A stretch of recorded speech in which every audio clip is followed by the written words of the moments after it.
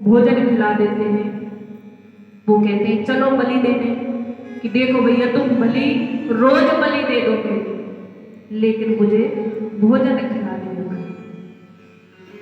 वो डकैत भी सोचते हैं अच्छा इसको नहीं पता बलि का अर्थ, नहीं तो ज्यादा परेशान करता, परेशान नहीं करेगा।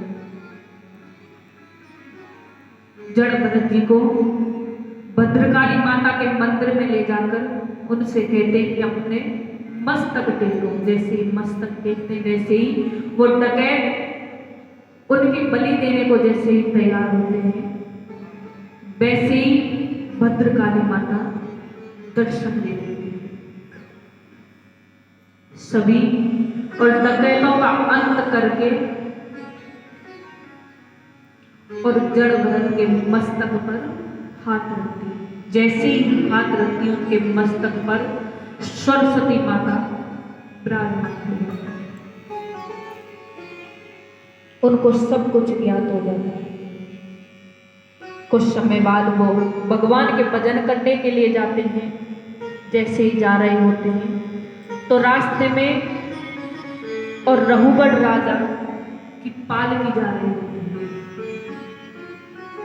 रघुगढ़ राजा की जैसे ही पालकी जा रही होती है तो पालकी में कितने आदमी लगते हैं? 4।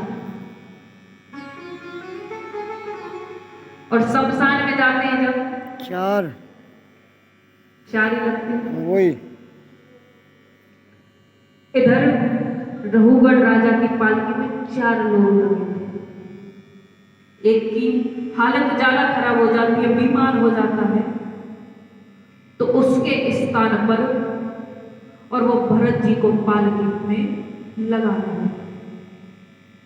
अब जैसे ही पालकी में लगा रहे थे तो रास्ते से जा रहे थे, रास्ते में चींटी कीड़े मकोड़े आदि मिल जाते हैं, लेकिन जड़ भरत उनसे भी अपने पैर बचा रहे थे कि कोई मर न जाए। अब जैसे ही बचाते हैं तो वैसे ही छलांग लगाते हैं। छलांग लगाते हैं तो राजा का सर पालकी से बार बार लग जाता है। 1 बार लगा कोई बात नहीं, 2 बार लगा कोई बात नहीं, 3 बार लगा कोई बात नहीं, 4 बार में राजा कहते हैं कौन है जो बार बार पालकी को हिला रहा है? उनके साथी कहते हैं कि जो हमने नया व्यक्ति लगाया है वो इस पालकी को हिला रहा है। रघुगढ़ राजा नीचे निकलते हैं, कहते हैं कि मैं तुम्हें दंड दूंगा। भरत जी कहते हैं देखो तुम राजा हो, तुम अपनी प्रजा को सेनापतियों को दंड दो, मैं तुम्हारी प्रजा नहीं हूं, मुझे तुम दंड नहीं दे सकते। इधर जड़ भरत जी कहते हैं कि राजा तुम कहाँ जा रहे हो? राजा कहते हैं कि मैं अपने गुरु से मिलने जा रहा हूं। जड़ भरत जी सोचते हैं कि तुम गुरु से मिलने जा रहे हो और अहंकार है, यानी गुरु से जब भी मिलने जाओ अहंकार को घर छोड़ कर जाओ। इधर जड़ भरत जी सोचते हैं कि मैंने इनको अपने कंधों पर बैठाया।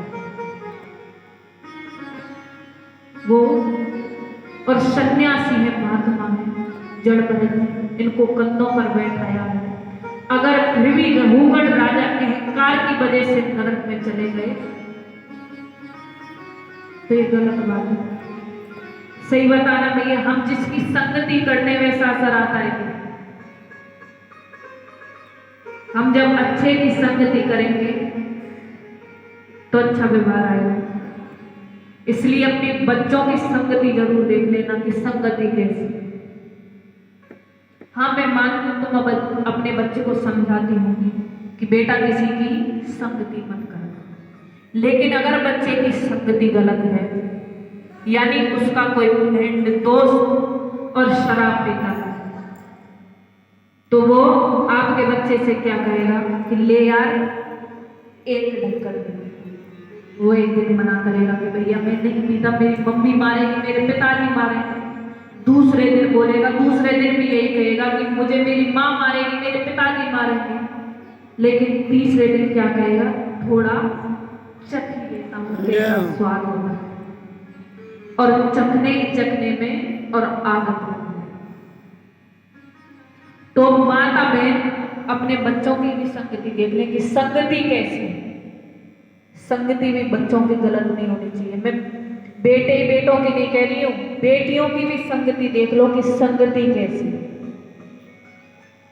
इधर समय के अनुसार और रघुवर राजा को समझाते हैं, तुम अगर गुरु के सामने अहंकार में जाओगे, यानी गुरु से जाकर कह दो कि मैं गुरुजी शिक्षा ग्रहण करने आया, और शिक्षा ग्रहण करने जाओ और कहो कि गुरुजी मुझे ये भी आता है, मुझे ये भी आता है और मुझे ये भी आता है, तो गुरुजी क्या सोचेंगे, अरे